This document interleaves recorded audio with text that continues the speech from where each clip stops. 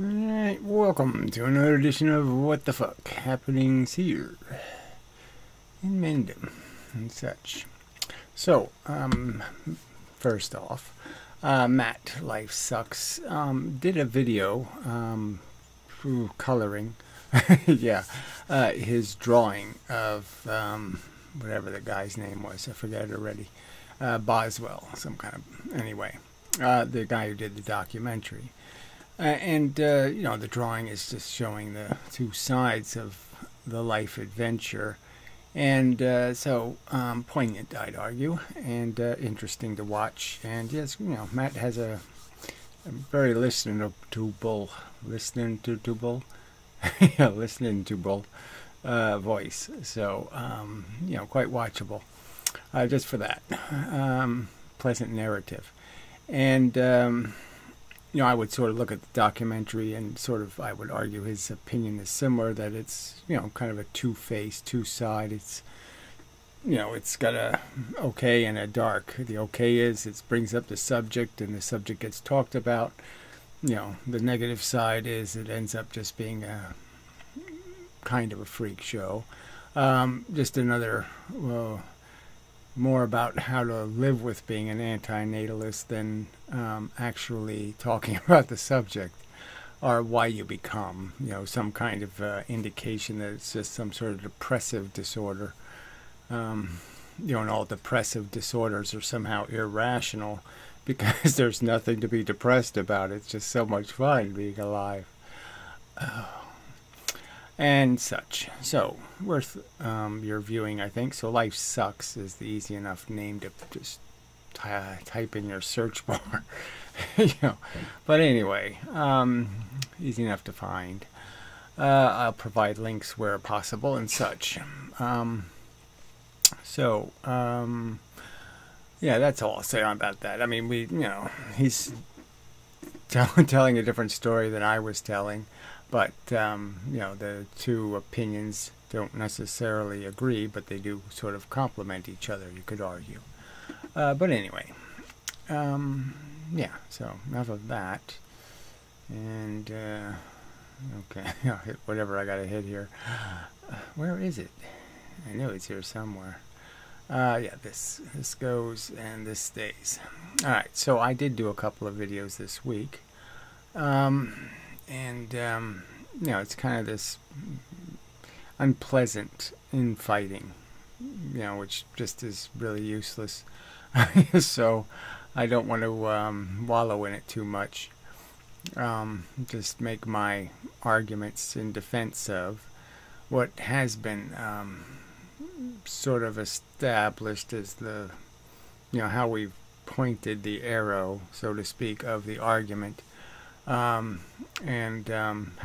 it's a perfectly sufficient weapon if applied to a sufficiently reasonable brain and such. You know, I mean, this is a tough business. People are, you know, unfortunately, I mean, it's just people are really crazy. There's not much to say. I guess I could add to the context. I was watching some of the LA fires. And first they just, you know, there's so many tacky things. But, you know, this whole idea of somebody labeling a video live, you know, when they're lively playing a video that was recorded 3 weeks ago, you know.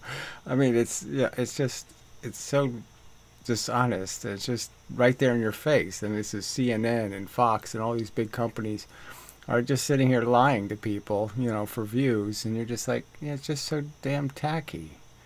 Ew.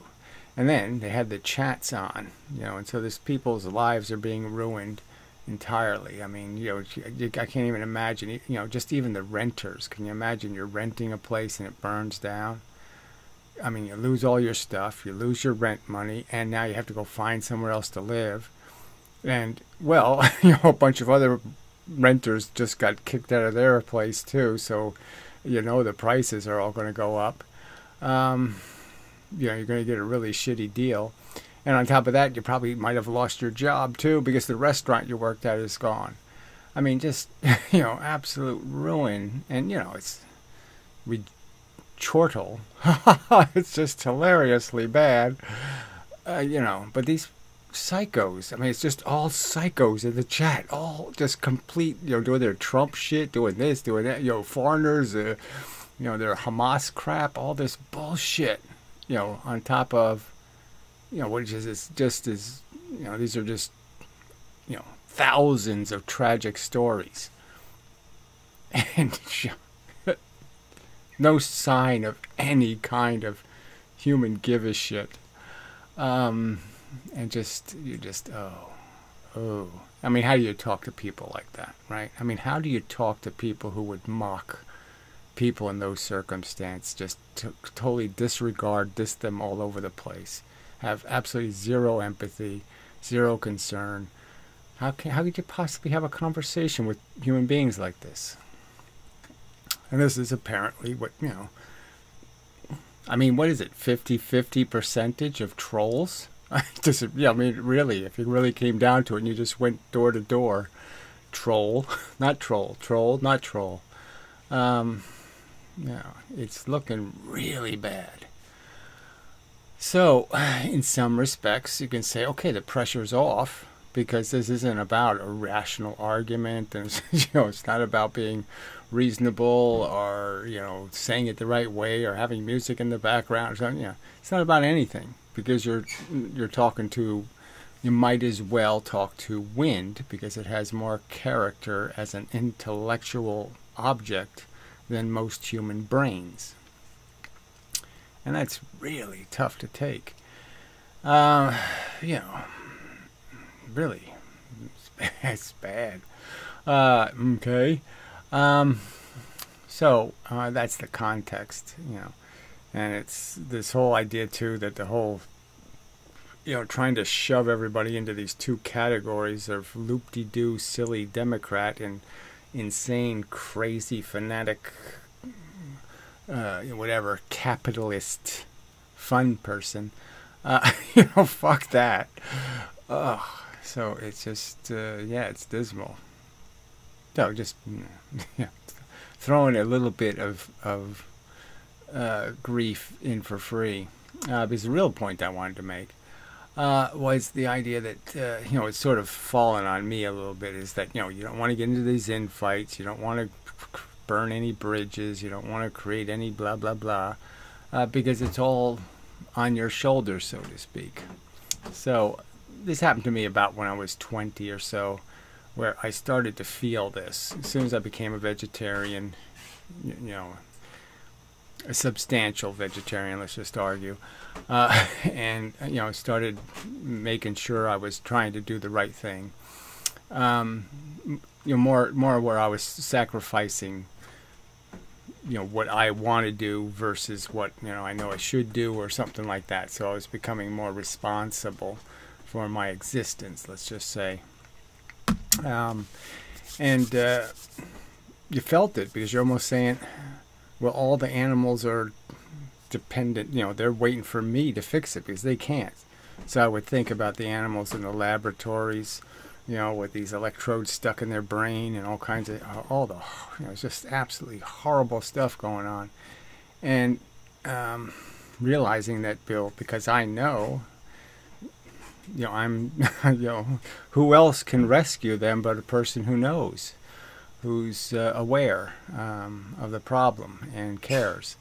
And so it sort of became kind of onerous that, as much as I didn't sign up to even live this normal life crap, this mediocrity of trying to chase your little perfect picket fence life and shit, I certainly didn't sign up to be a warrior in a war, and I just, it's like, you're feeling the burden of, being almost drafted and being dragged, forced with a gun at your head to have a gun at your head.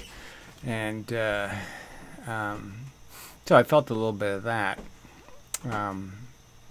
the last few days, just thinking about, what I'm allowed to do as a reaction to anything, and how I should react, and how it's all writing in some respects. I'm supposed to do the right thing. I need to do the right thing. Let's put it that way. I need to play this game with strategy, and I need to do. And it's just I just don't have the capacity to play that game, and it's just too daunting, too irritating. I hate scheming. Just hate it. So I don't want to do it. And it's just so distracting because it is onerous in terms of just trying to find some sort of strategy, and I don't. Yeah. So anyway, so in that context, like I said, I don't want to make anything worse than it already is, but. Okay, the subject's important, and so I'm going to defend what I think is the perfectly reasonable approach to making these arguments, which is first you have to get intelligent people to understand, and and then you try to get the intelligent people to attempt to explain it in kindergarten language to the people who aren't intelligent. You have to get their celebrities to say it, and you have to get the scientists to say it, and you have to, it makes a huge difference. It's a resentment I've always had for the medical industrial complex, because if they would come out with an aggressive statement regarding the right to die, then it would get done, because people have a lot of respect for doctors. And they should, they are well educated, highly educated, and generally speaking, you got to say pretty devoted, because it's a pretty grisly business to be in. So, all right, so that's how far we are. So this is a response. I made 2 videos responding to a very voluminous chat GTP enhanced comment by what used to be no brains in head, and he calls himself something else, not herself, whatever. Sorry. Okay, so it's legitimate, whatever. Something else, antinatalist something or something, whatever, who cares. But anyway, just defending this position against what they're doing, this Nephilism 2.0, and somehow all of this dissecting of the arguments. So they're basically claiming that Benatar's asymmetry doesn't do the job, talking about consent doesn't do the job, talking about recklessness doesn't do the job. Even my argument, like they don't even acknowledge my argument that frankly most people are already behaving the way we want them to when it comes to procreation, most educated people. And it's a small amount of education makes a huge difference. So, when they studied this in India, if a girl had a kid at 16, she had 5 kids. If she has the kid at 18, she has 2. And just imagine going a little further out, 25 or something, it goes 1.5 or something. Huge difference. All right. Just gigantic, monstrous. So in some sense, most people don't find life that frickin' charming in terms of this traditional role of, finding some queen ant to impregnate, and make billions of babies. It's not most people's agenda. And most intelligent people, I have to keep qualifying it, most people who have a little bit of education manage to figure out that making babies is a huge responsibility, blah, blah, blah, blah, blah. And so even if they aren't willfully saying life sucks, they're whispering it at least, let's just say. And that's all we need. So, get the human population down, get it to a manageable number of intelligent people, and they're going to realize that there's nothing to do here. Okay, we need to make the iPod a little bit bigger, or the iPhone, whatever. some little stupid, it needs a few more pixels of resolution. Some other, just all this little bullshit that it really isn't going to make it all that, and it's not going to change the game that much. It really isn't. All right, so my brain just popped into my head was black and white TV versus color TV, and the interesting thing is that some great movies, when you see them colorized, it just doesn't work. Some it's great, you say, wow, that looks so much better, but sometimes it just doesn't. It's just like some of this technology and some of this progress isn't really making any of it better. Okay, it's just it's synthetic. It's just the difference between a wood fence and a vinyl fence. Vinyl fences are great, unless there's a fire, and then they don't look so good. But anyway, so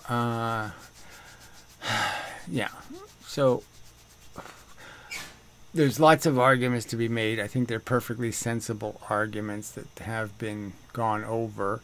There's been, over the last 10 years, let's just say, a lot of smart people talking about it and coming up with analogies and metaphors and descriptions. And people have done artwork illustrating some of the quandaries and difficulties of what life represents in terms of throwing your babies to the wind, or making them walk a tightrope, or water ski, or some other bullshit. And and these are all good arguments. They really don't need any revision, in my opinion, beyond better ways of taking those. Just like Shakespeare, you can take the simple Shakespeare story and just modify it over and over again by just tweaking it here and there, and creating different characters to live out those stories. The Simpsons did it, and then South Park did it, and then SpongeBob did it. It's all been done. The stories are all redundant, but you just tweak them a little bit, and you can make another Star Wars 18 or Star Wars 19. Because you just tweak the story. Alright, so this has been created by some sense that there is some philosophical need to transition to some other kind of argumentation about, I don't know, I can't find what it's for exactly and what its goal is exactly. And then it hinges on some kind of idea that life spelled backwards, that is, this idea that it's innately in the living thing, in the DNA molecule, that somehow that isn't good enough, and that somehow we have to be aware of some, and like almost any complexity in the universe is somehow going to evolve into a sentient brain. And so therefore our task isn't to get people. See, I just don't know what the point is. The red button has been described as being something, from people like me, as complete as, let's hurl the earth into the sun. Or, there's no limitation to how big a nuclear bomb you can make. There really isn't physically a rule that says you can't make a gigantic one that would basically just split the earth in half. No rules against it. So, I have argued for complete sterilization. Okay. And then all the other, some other version of some sort of, let's use technology and, gracefully sterilize the earth, or, asphalt over it. I don't know. There's lots of different ways of getting to the point where you say, let's inhibit the infestation and prevent it from creating problematic sensory organisms capable of feeling, feeling bad, frankly. I mean, ouch isn't just the only kind of bad feeling. So anyway, and then you're just saying this is such a subtle piece of the argument, you know, and how many people are actually dissecting strategies for sterilization? I mean, what percentage of somebody, you know, what's the likelihood of somebody you're trying to just get to listen to the argument and not be a religious kook, and not to be sentimental, and not to be anthropomorphic, and not to be all of these silly things that people do as a defense of being a living thing and saying, I'm cool, so why not? Where in that conversation are you going to get, when in that conversation are you going to start worrying about exactly how you clean up the animal problem? Obviously the humans can do it on purpose. The animals can't. And obviously the whole point is the humans are doing it on purpose, the smart ones, right now without it being painful at all. I mean, there's really nobody saying, oh, I want to have children, but I can't. Nah, not really. All right, if you want them, you can do it. You know, adoption, all the rest of that crap. So, you know, just the bullshit nonsense. You know, beyond the totally unrealistic people who think they should, you know, everybody should be born and given $1 million, you know, whatever, you know, to spend how they like, you know, on babies, if that's their prerogative. So it's really not going to be part of the actual apologetics or argumentation or rhetoric that's going to go into a conversation defending the position that life is too painful and harmful, too expensive, you know, the too expensive argument. I mean, that's the most important argument in all of this conversation, in my opinion, is just getting people to understand that it's too expensive, that there's too much harm being caused and too little, whatever it is, being gained, and we're not worth it. It's that simple. It's just we were enslaving a bunch of, you know, organisms in concentration camp conditions, and then saying it's okay because they're supplying our industry for us, they're feeding us, and we're worth it, and we're not. It's a simple answer. So again, so nowhere in this conversation is this bullshit about where do we draw our sterilization line. Do we have to eliminate all DNA molecules, or do we just have to eliminate, you know, multicellular organisms? And I would obviously argue, as I have, that the line is clearly, you can see it if you just look at the biology, the neuron. That's the key thing. So anything with a neuron, okay, has the potential to create one of these brains. Now, even if it has a neuron, right, there's still a huge who knows about creating an ouch. So there's only one kind of brain in all of material mixing on Earth. You have to have a neuron or you don't have a brain. There's no other thing that looks like a, you know, that nature builds that acts like a central processing unit, that does any high number of calculations or does anything complex. So there's no other version of a brain except neurons.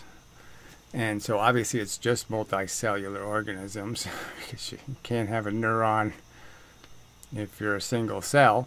So that certainly isn't a threat. Parameciums are not going to evolve into thinking machines. Not going to happen. And then, like I said, once you have a neuron, you've just created an electric cell that can transmit information quickly. You haven't created the theater that we exist in. It's one thing to create the screen, okay, and the viewer and the projector, you know, but to create the feeling part, that's a whole different kind of weirdo. And so, this isn't just going to poof into existence. It's a simple argument. You don't throw a glass of water on Mars and a billion years later, you know, Martians start, you know, building machines to shove dildos up their ass. No, it just don't happen. Okay. So, why we would engage in some complex conversation about this nuance of what we have to sterilize on Earth to have safely accomplished our rescue mission. It's almost like saying, okay, there's probably some genetic connection, some RNA connection between smallpox and some other viral disease or something, and you can make some stretch that, well, maybe that other thing will turn into smallpox, or some kind of bullshit like that. And yeah, you can make the argument, but it's going to be an insanely technical argument. And none of these people have any qualifications to be making these kinds of arguments. I mean, I'd almost say I don't, but, I'm pretty much, I'm way overqualified for everything, frankly. It just turned out that way. I just somehow absorbed all the right information and know everything that needs to be known. I'm sort of joking. Anyway, and so they're challenging my authority on these subjects, which I find almost, come on. How ridiculous is this going to get? You think you know more about these subjects than me? Hilarious. Anyway, so that's sort of, I think, the ground. All right, so I don't understand the exact, like they have some idea of some great argument they're going to make that's going to be so persuasive and so much better than the version 1 argument. It's like, oh, come on. It's on its face, it looks insipidly silly that this is what you actually think you're going to accomplish. And then it's, you see, we've gotten a tiny little thread of it, and the tiny thread of it is almost, it's literally, look, the fact is the videos I'm making the response, the guy who I'm making the response to actually says he thinks plants feel. Is there really any point? I mean, it's so stupid, it's so ignorant, and this is what they're doing all this for? And, so to be fair to Old Fan, she does argue that, oh, no, we're not saying plants feel. We're just saying that they have circumstantial structural needs, and therefore they're almost thinking machines because they have some kind of physical dependencies. And so anything with a physical dependency, whatever that is, I can't even, I mean, a rock on top of a mountain has a physical dependency. Shake the mountain a little bit and the rock's life is ruined. Its state in one condition is ruined. Any complexity, anything could be broken. So what? Doesn't mean everything needs to be preserved just because there's a threat it might get broken. We broke smallpox for good reason. Okay, it's good to break some complexity. The whole ethicist argument is an argument against, and so why would we concern ourselves with any other complexity as being a diagram for anything? And it certainly isn't a diagram for some sort of inevitability that because there's complexity in the universe, we have to start considering that we have to go find it and nip it in the bud, so to speak, before it gets out of hand and starts feeling. When there's just no evidence that's going to happen. Again, we're on a planet covered with body parts. I mean, it's a Dr. Frankenstein's wet dream. Just covered. He could just pick brains up and pick this and construct monsters anytime it wants to. And nature can't even make the thinking machine a second time on this planet. It can't even come up with another mechanism for brain. And certainly not brain that feels. So it's sort of ridiculous to think this is some problem the universe has where it's constantly making feeling machines. No, it isn't. Okay, so there's, it's, then again, why have that conversation? It's really not my agenda, certainly.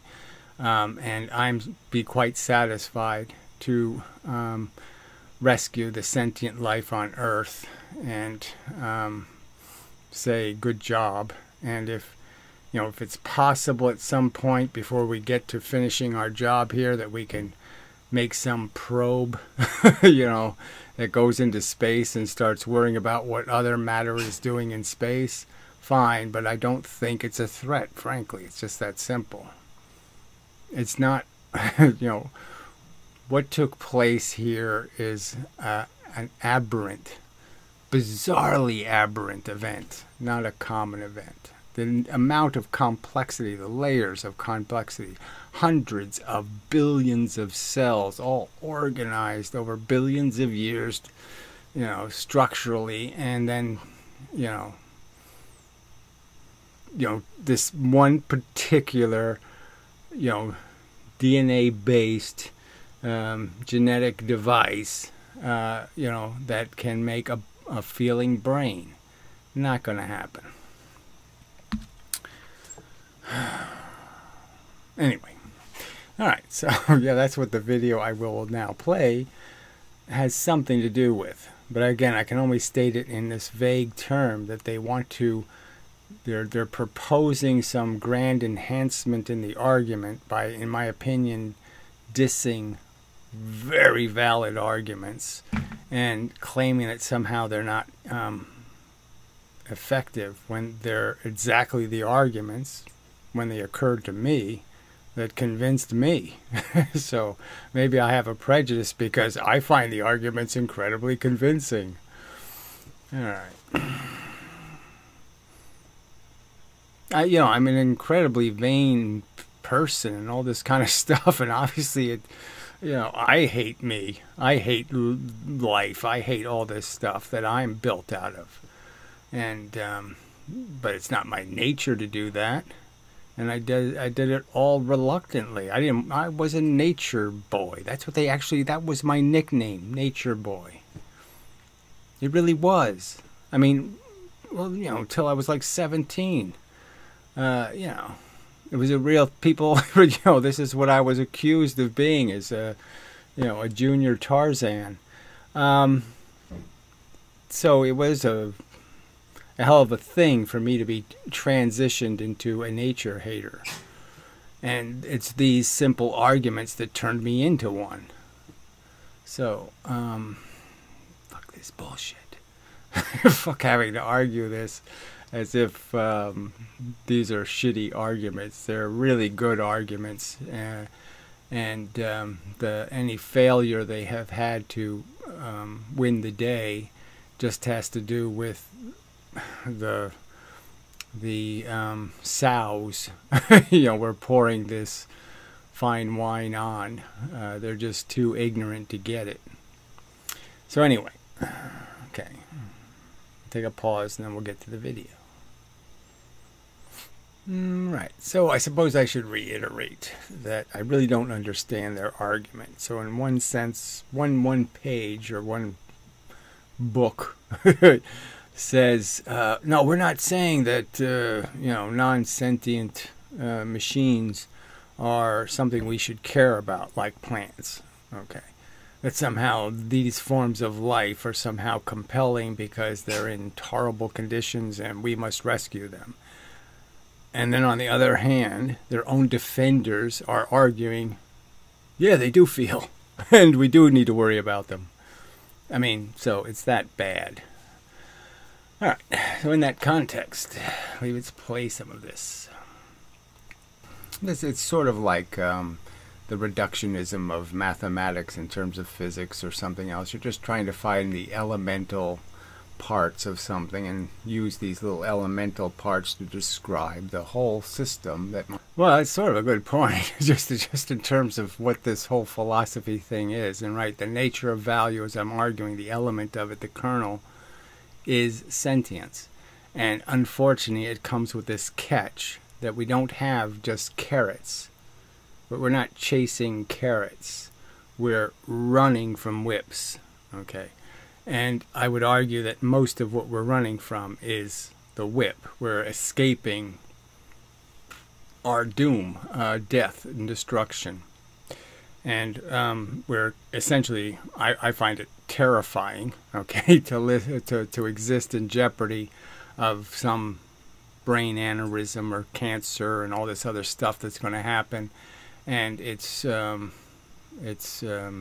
oppressive, in terms of attempting to pretend you're on some sort of pleasure cruise, because you don't know that what's growing inside of you, the alien, it's going to pop out and hurt you badly. And so in that context, it's, this is psychology, but it's also just a basic philosophical argument that this is not the kind of machine you make. If you're going to do something, you do it right, and this isn't right. Terrorism isn't a good thing to do for no good reason, So yeah, let's not have terrorism for no purpose at all. Example of something like cholera or the plague or some other diseases that usually blight the poor, in gigantically disproportionate numbers, and it just doesn't have anything to do with the merit of those children or their just thinking about the past. And look, what did people do? Oh yes, they endeavored to persevere, so something I find respectable. But in this silly, insane context of resentencing their own children to slavery, to cancer and death and doom, one of the most mentionable of the physics, the mathematicians of physics anyway, Maxwell, his mother died of stomach cancer when he was a kid, and then he dies of stomach cancer, when he's barely somewhere in his late 40s, I think. It's just disgusting that this is what you're doing. If you could watch yourselves as aliens, infesting a planet, and then you enslave the humans to produce piglets so you can barbecue them. It's no different, and these hypocrites can't acknowledge that simple truth, and that's what's all there is here, is this hypocrisy, duplicity, just huge amounts, monstrous amounts of duplicity living inside of human beings, and it only happens because they're on a duplicity bandwagon, and the smart people won't pass judgment on the ignorant morons because they're afraid of them. They're afraid of being jihaded, by pointing out that they're morons and probably should be in fucking goddamn restraints, at least on leashes, because they're animals. They're not intelligent organisms. They're dumb pit bulls. Capacity to be productive or... Okay, anyway, that was gruesome. People don't know the risk, so let's just plainly state it. The people having kids are not considering any of these arguments. Because and they're certainly not going to waste their time trying to figure out what they need to sterilize on Earth. How far the sterilization program needs to go. Not really a subject, frankly. Especially at this point in the argument. First you have to win the democracy. You have to win the political argument before you worry about implementation. You can prevent it right now. You have power to make what will happen in the future less bad. So there's nothing. So that's just a gigantic thing. Like I said, that's the onerous responsibility element of this that it's just such a bummer.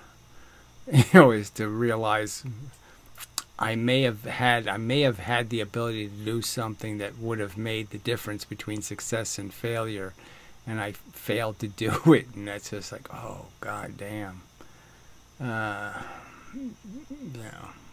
All the people who had dinner with Adolf Hitler and didn't throw their fork in his eye, they missed their opportunity to save the world a bunch of grief.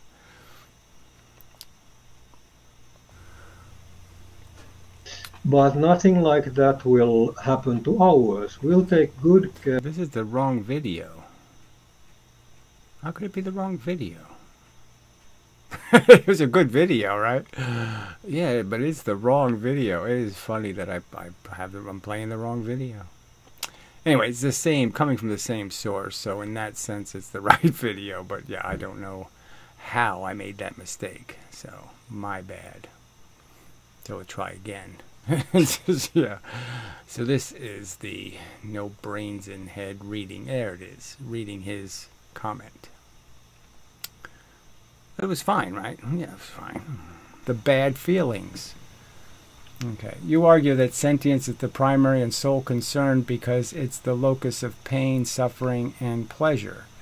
Well, whatever locus means. But we know the first cause is, so as I just stated, we know that the only thing that matters in this universe, I'm saying, is a rational argument. There's nothing else that has intrinsic value except in the presence of a sentient organism. So if I made a universe with no living things in it, it wouldn't matter what the universe does because nothing could be harmed.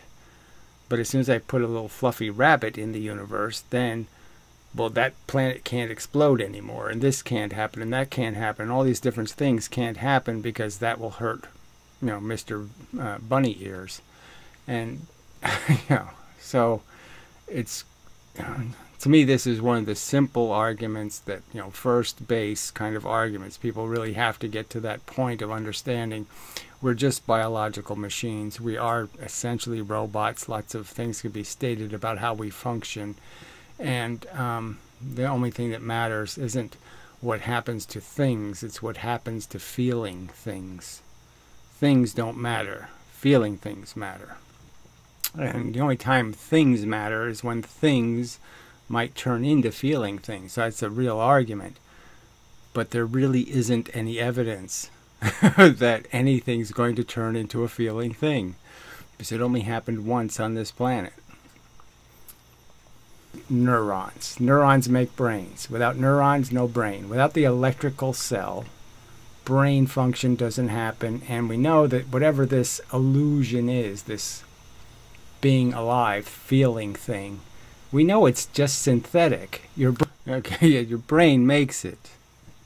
So again, that's just another, that's what, halfway between first base and second base is understanding your brain is making this function of feeling conscious. Feeling, period.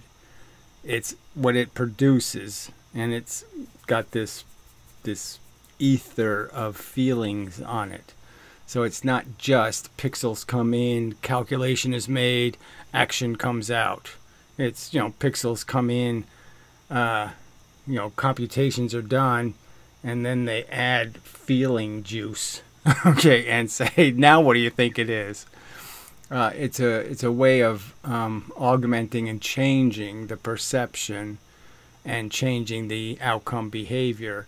And clearly, I would argue the only reason why these feelings have this decidedly plus and minus and plus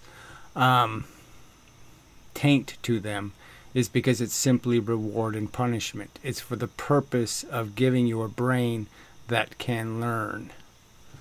You need to be rewarded and punished to learn. You have to know what the right answer is and what the wrong answer is to learn. You have to be told which is the right answer, or you won't learn anything.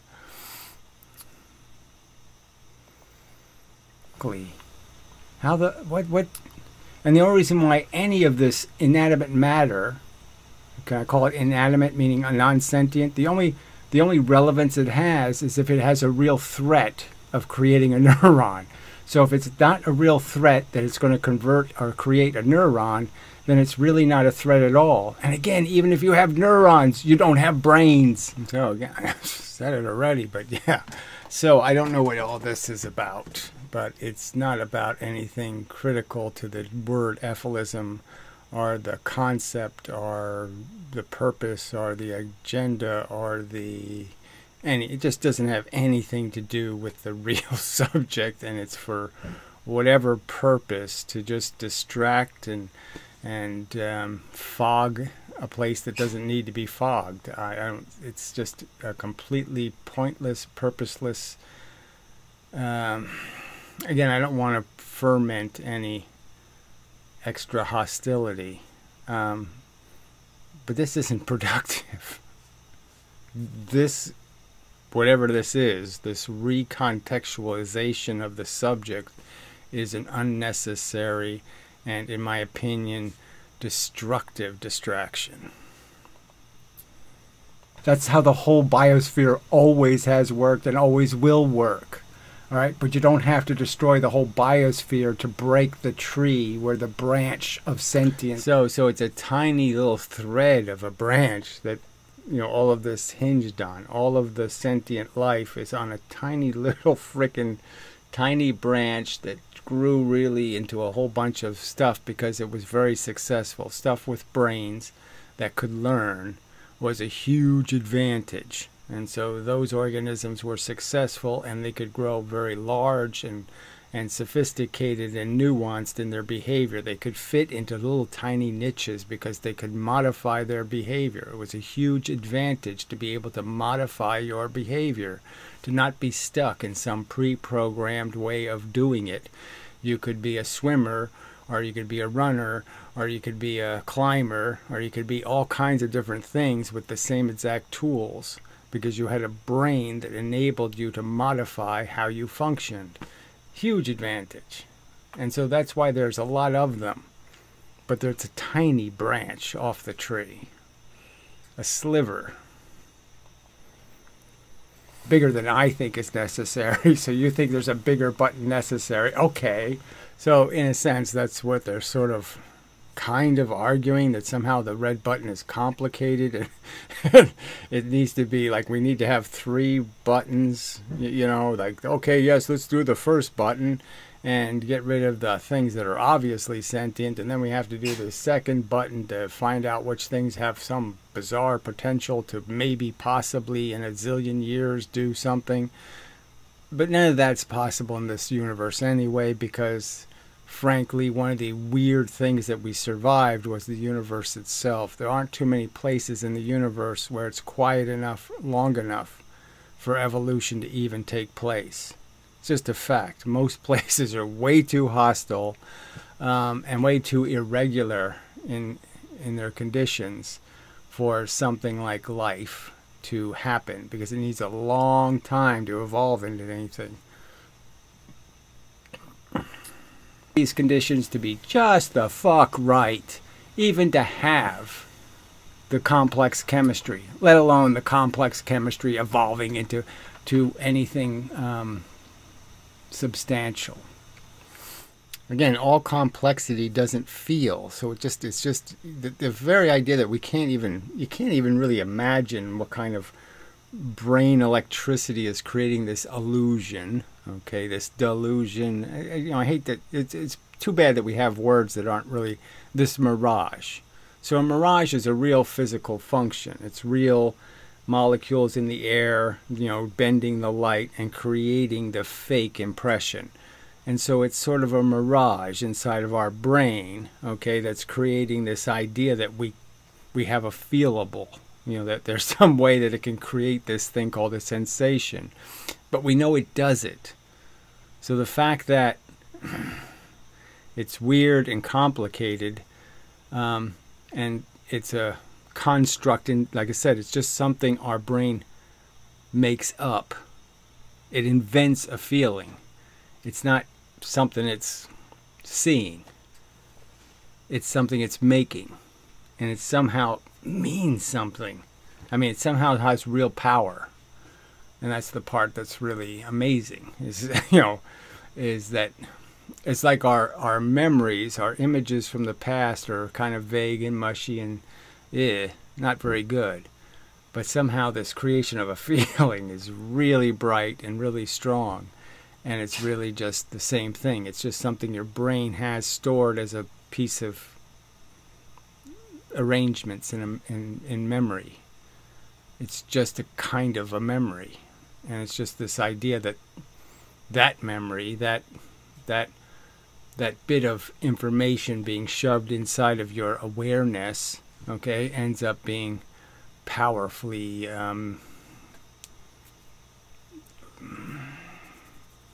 distracting. Yeah, maybe that's the word.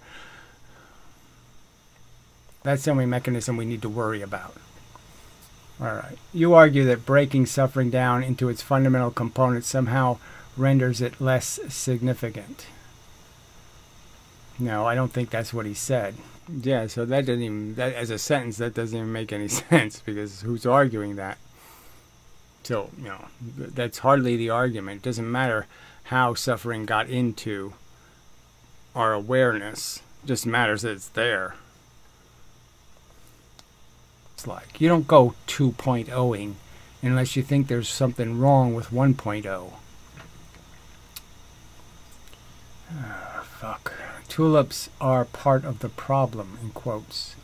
You dismiss the idea that plants, yes, with good reason it's dismissed, or other insentient life forms are ethically significant. Yes, of course they're not ethical. So this is where you're saying, okay, so the defenders aren't really honoring the billboard statement of what the purpose is, because that statement says, no, we're not saying plants feel. We're not saying you should have empathy for plants. We're saying plants are somehow dangerous, that they're going to get neurons and brains, which isn't going to happen. Okay. Significant. They're not going to make brains, and they're not going to make feeling brains. There's just no good reason to think that's going to happen. Ever. Suggesting this focus undermines the movement, however. What movement? We were all doing yes, whose movement, right? You know, whose agenda, what's the point of this again? This conversation about saying that somehow we haven't appropriately defined what life is, so we can't reverse it because we haven't figured out that, oh no, we don't mean single-celled organisms, and you know, we don't mean sponges, and we don't mean even coral polyps. It's fine. You know, Ephilism was doing just fine. You used to be one of the people defending it. It was doing just fine. To become sentient? Fuck. They're all clever. The best that Paramecium can do is run a program that basically says, yeah, so they don't have electrical cells. They just use chemistry to, you know, create a mechanism of reflexes. So they have 5 or 10 or 15 reflex mechanisms. And the reflexes really are just a pattern of, you know, if you're stuck somewhere, go twice this way, then go once this way, then twice that way again. You know, and if that doesn't work, after you do it 3 or 4 times, you know, then go forward once this way, once that way, then twice this way, and then twice that way. You know, it's some kind of simple mechanism like that. So it's just you know, there's nothing that is actually in any distress. There's nothing that's feeling trapped. None of that stuff is happening. It's just a knee-jerk. All right, it's not a feeling person. A knee-jerk is not a feeling person or animal. Let's see here. Maybe you should go back to your old screen name, Wink. His old screen name was No Brains in Head. And so that was my comment to his comment. Yeah, funny. Anyway, so we'll go to part 2. Hopefully. Yeah. And I gotta hit this, and then I gotta have to hit this, and we should be somewhere near there. Creating a thinking machine is one thing. A feeling machine? Oh, come on. Again, to minimize this bizarreness of going from some calculator, a bunch of knee-jerks piled on top of each other, you know, a calculator, something that calculates a mechanical... So you could argue like a deer or something. They're born with a whole program already built into their brain that tells them how to work their limbs. So unlike humans that have to figure out what gravity is and do all this other stuff, it's already pre-programmed. So they are using a huge amount of their brain space to run a program to get them going really quickly. And so that's why they can't be terribly intelligent, is because a big part of their brain is already pre-programmed to just operate their legs and arms. Okay? And legs and arms, or paws, whatever. So they have a huge, huge tax they're paying in terms of their brain, having to do all of this physiological. There's a word for small programs that run things, but anyway, sub-programs, you could argue. And so there's a big difference between that kind of function where you just say, yes, that's where brains make sense. They're just calculating and figuring out what an action would be. And then you have the hard problem, as they kind of describe it, of this feeling part, because it doesn't seem like it's necessary. There should be some other way for the brain to say yes or no, reward and punishment, without having to torture something. But the trick is nature's not smart, so it doesn't know it made torture. It thinks it just made a good reward and punishment, a yes, no, pass, fail. That's all it thinks it's doing, is pass, fail, that kind of stuff. It doesn't know it's causing torture. It doesn't know it invented torture. It's just the fact is that torture fit the bill of creating this idea of discourage and encourage. And torture works. But it works at a gigantically negative price. We kill the half a snake or the quarter of a snake because it might make a whole snake. Okay, it's about acknowledging that systems enabling suffering. So how are they enabling suffering? So this is the other part of it. They got some sort of argument that we have to worry about plants because they feed animals. And you're almost like, well, no, if we're going to get rid of animals, then the plants aren't going to feed them anymore, so it's not really a threat. There's nothing there to eat them that has a brain, so who cares? So if the plants are eaten by blight or some worm or some other thing that doesn't have neurons, then why should we worry about any of that? It's really not a concern. So again, just more bullshit brought up for no good reason. This is the kind of stuff you expect from the trolls, not from people on our side. Phenomenon. So the point you're arguing is that anything complicated creates a system that has a dependency, and all of that dependency creating means it's the same thing as a feeling thing.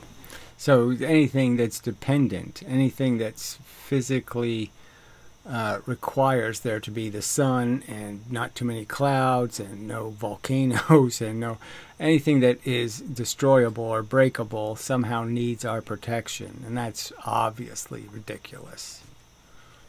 We don't have to, like, there's glaciers that are melting. We don't need to save the glaciers because, oh, the glacier doesn't want to melt. We have to save the glacier because, when the ocean rises 14 feet, we're going to be in deep shit, literally. We're going to have to become Aquaman. The big picture here, where again, we have to get the surface of the earth up to 1,000, 1,200 degrees or something. Yeah, so whatever. I mean, I'm perfectly comfortable with the idea of overkill. So if you want to make certainly an overkill red button that blows the planet up 6 times, I'm all for it. So I'm not going to be objecting to any of that, but I think it's just all bullshit based in terms of, I don't think it's a reasonable or scientific or sensible argument that any of that is actually necessary. Well, what's your end game? oh yeah, I'm gonna nail a sheep to the ground and then nail a lion just far enough where it can't eat it, so they look like they're lying down together, and that'll be my solution. I'll take a picture of it, you know, and then Photoshop it, and then send it to my friend. You know, what life is fun. So I don't know exactly what that was in response to, but it was a good piece of rhetoric. I put a little winky face after it.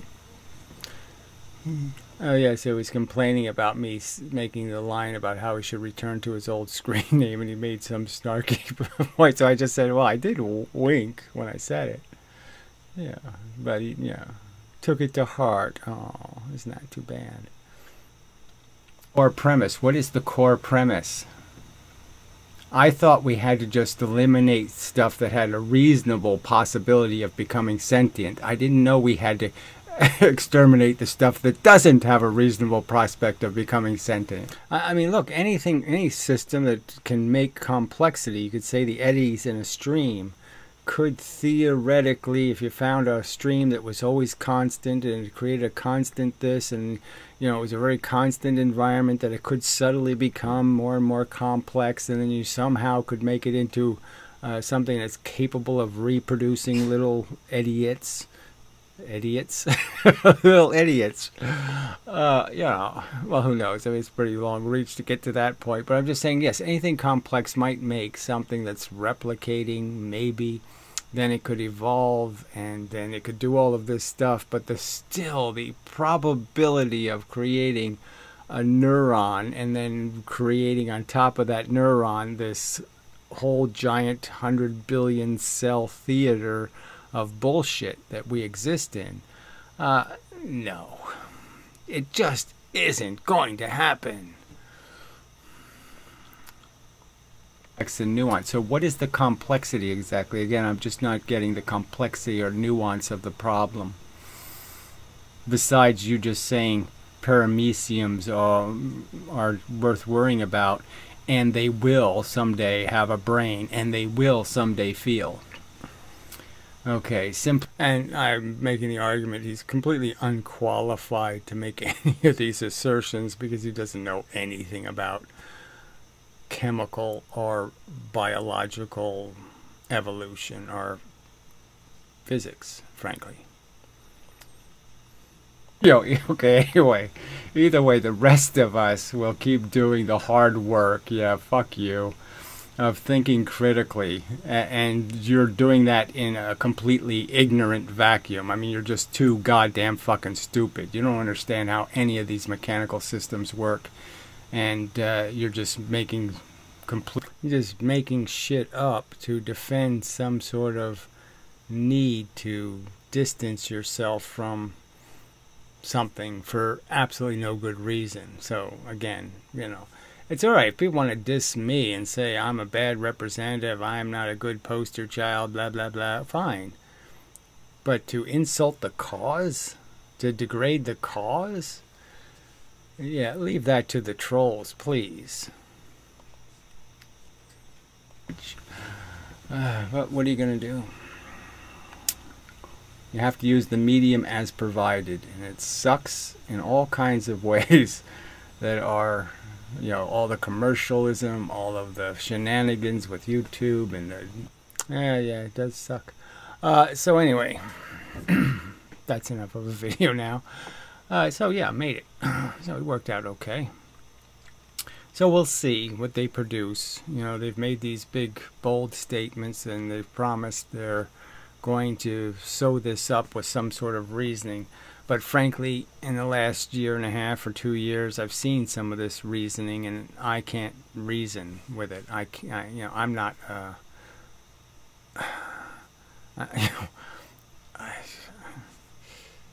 It's hard to say something about, okay, I'm not dumb, okay, I'm not unintelligent, I'm not, I don't think I'm hard to reason with, okay, if provided some sort of logic and some sort of adding of facts and whatnot. And I can't find it. I can't find the purpose in this at all, beyond trying to separate and make yourself something different and something claimed to be new and improved. But like most things that are new and improved, people are going to run back to the original Coke kind of thing. They're not going to see the improvement. It's all the improvement is it's now it went from being a 12-ounce can to being a 10-ounce can. That's going to be the improvement. Pay more, get less. More words, but not better words. There you go. So that's all we're getting. It's new and improved. It has 5,000 more words. Okay. But they're not better words. Anyway, so there's my statement. And we'll just see what happens. And everything is these are very difficult times. Attempting to, not kick every human you see in the face is getting more and more difficult. I mean, it's just, everybody is just, there's so much to hate, and the rhetoric is so thick, and everybody's just mocking each other and doing all this crap, and it's just so, this isn't a good environment for anything good to happen. And so, who knows? I mean, I never really thought another civil war was a realistic possibility, but it really, who knows? Who knows? I mean, we'll make Canada a state and, lose California, Texas, and New York. Something like that. Anyway, till the next time and such and so forth and whatnot. I don't mean that California and Texas would go to the same place, though. Obviously, they would hate each other. Anyway, so till the next time and such, so forth and whatnot. Blah, blah, blah. Blah, blah. Blah, blah, blah, blah. Blah.